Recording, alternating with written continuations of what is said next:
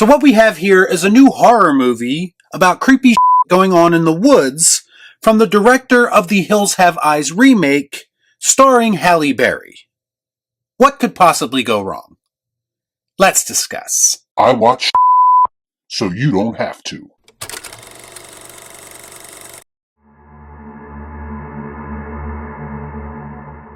Before I get started, I'd like to kindly ask that you hit the like button and please subscribe to the channel for more content just like this. What are you waiting for, huh? What are you waiting for? I think time in your career doesn't really matter as much as you having the ability and what your skill set is, and I think that is really what matters most. So I don't know if I could have played this part 30 years ago. When an unspeakable evil takes over the world, the only protection for the mother and her twin sons is their house and strong bond. Needing to stay connected at all times, even tethering themselves with ropes, they must cling to one another and never let go. Okay, so right off the bat, the first thing that really jumped out to me about this movie in particular is how it somehow successfully blends different genres into one film without it feeling disjointed. Which might not sound all that impressive to some, but believe me, when it comes to modern entertainment, it is. The truth is, this is just as much of a survival story as it is a straight-up supernatural horror film. And I think that survival element was great because it added an extra layer to the film that I was not expecting. It just made this whole situation even more dire than it already would have been had it been more straightforward. This family is trapped in a house in the middle of nowhere with an unspeakable evil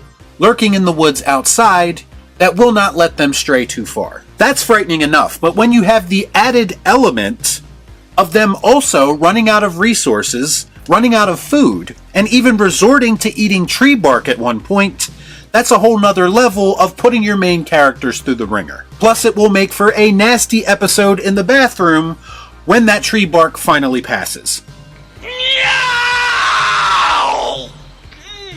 There's a primal aspect to this film that I was not expecting, but I'm glad it was there because it definitely added to the overall experience. As far as the more immediate threat, I do think the film does a decent job of setting this mysterious entity in the woods up. They have a couple of voiceovers early on in the film that basically serve as exposition, but it's not the type of exposition that felt clunky and out of place.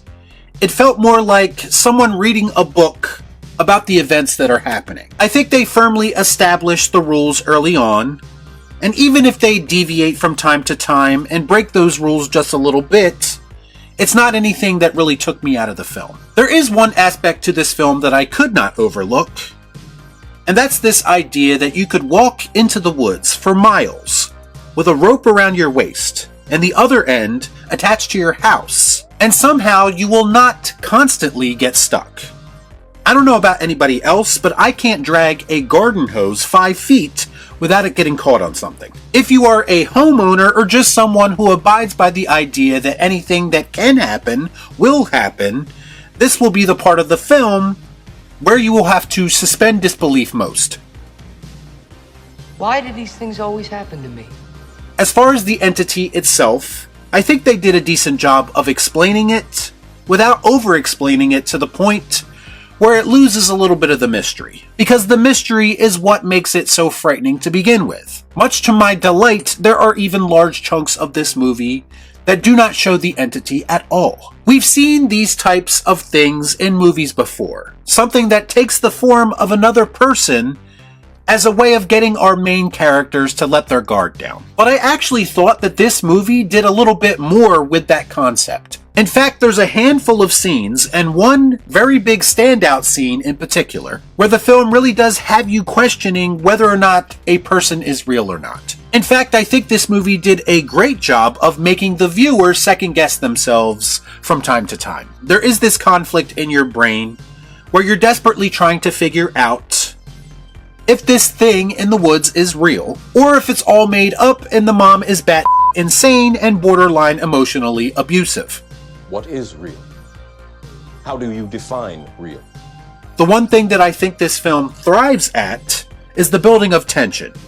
which is essential for any memorable horror movie. And I think a lot of credit goes to director Alexander Aja for that. Someone who has a reputation for turning up the intensity in his films. But if I'm being honest, I think this movie is a bit more reserved than some of his previous films. Meaning that it's not so balls to the wall, and he does take the time to slow things down when necessary, especially for the more human moments that allow the audience to get invested in these characters. And even in the more horrific moments of the film, there is kind of a slow build to them, and he very effectively uses tension and atmosphere to get you there. There's one scene in particular that involves the family dog that, let's just say, left me somewhere in between pissed off and my pants.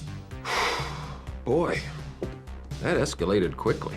This movie also has a surprisingly effective fairy tale aesthetic to it, which also contributes to the idea of making everyone question what is real and what is not. I also have to give props to the actors, mostly the two child actors who basically carry the film. We all know that a bad or uneven performance from a child, especially in a horror movie, can ruin things pretty quickly and take you out of the moment. But Alexander Aja does not shy away from very much leaning on these two young actors. And it's mostly because they are surprisingly effective in the roles that they are playing. As far as Halle Berry goes, I feel like we don't see her in movies as much as we used to, and she's definitely made some questionable decisions as far as the roles that she chooses to take. But in this movie in particular, I thought she was great. She got a great ass! In her character, she finds that balance between a mother who is desperately trying to protect her children, while also having a bit of a wild side that makes you question her sanity. I think the weakest part of the film, without a question, is the third act, because the resolution just felt too easy to me. It felt like it was really building to some kind of grand revelation. Instead, it kind of just gets resolved and abruptly ends, not without a potential tease for a sequel, which could be insane if they handled it the right way. You had my curiosity. Now you have my attention. In the end, even with its flaws and minor logic gaps, I had a much better time with Never Let Go than I expected. I think it's visually pleasing, I think it's mostly entertaining, it's got just enough heart to make you actually give a shit about what's going on, and more than anything else, I think it has great messages about keeping faith and finding inspiration to keep fighting even in the most dire situations. Never Let Go wasn't anything life-changing, but it did what it needed to do for a movie like this. And that's allowed me to check out for a couple of hours and get lost in this story. And that's why I'm going to give it the Pleased Palpatine. Good. Good. Y'all be cool. Right on.